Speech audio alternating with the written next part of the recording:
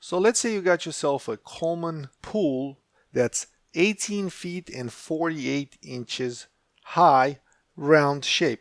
And that pool comes with this pump. This is a pump that holds a filter of type A to C. And if we take the filter apart, it says a number 3 on it. Okay. The most difficult part about this pump, if you haven't upgraded to a different part or a different pump that supports vacuuming, this pump basically fills the filter with a lot of debris when you vacuum your pool, and you will need to vacuum your pool. So this is the type 3 filter. Okay, so this is right there, and this is the leaf guard. Okay, this pump doesn't come with this leaf guard. This leaf guard is 3D printed, and it has the role of actually preventing most of the leaves getting into your filter's ribs.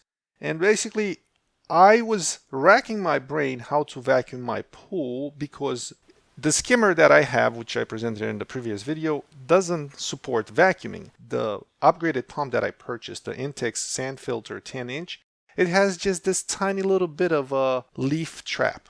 So it also is positioned in such a manner that you have to close the water, and if you do not have a valve, a T-valve with a closing feature, then you have to hold it up with one hand or have a second person. It makes the process anyway very difficult. So I designed this because I wanted to use this pump to vacuum the pool rather than using the Intex pump, because I didn't know the cleaning process is going to be more difficult, whereas this one you just take the filter out and you clean it. But then after I vacuumed it and I saw this tremendous amount of gunk, basically I decided to design this. And basically you just put this around it, and that's kind of it. It prevents the leaf from and the major, like the big debris, getting into the ribs. And you probably need to clean the filter after each vacuuming, much less, or not after each vacuuming, because once you vacuum it you kind of have to clean it, but then you can probably do 2 or 3, so it kind of saves you a little bit of time. The 22 feet Coleman pool has a bigger pump, and I do not know the specification of the filter. I think it's a type B filter, which is bigger. Furthermore, I designed this lip here, so when this goes inside, expecting that most of the debris is going to wrap around this leaf guard, when you take it out, you take most of the gunk out with it.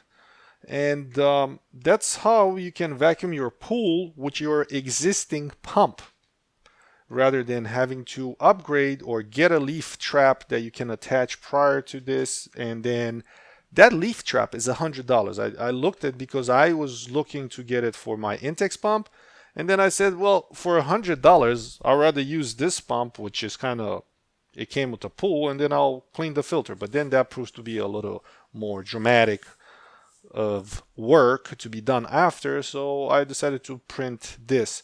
Now, for my 3D printing geeks out there that want to know more specifications, basically this is 1.6 millimeters, and it's there's no infill, it's 100% infill.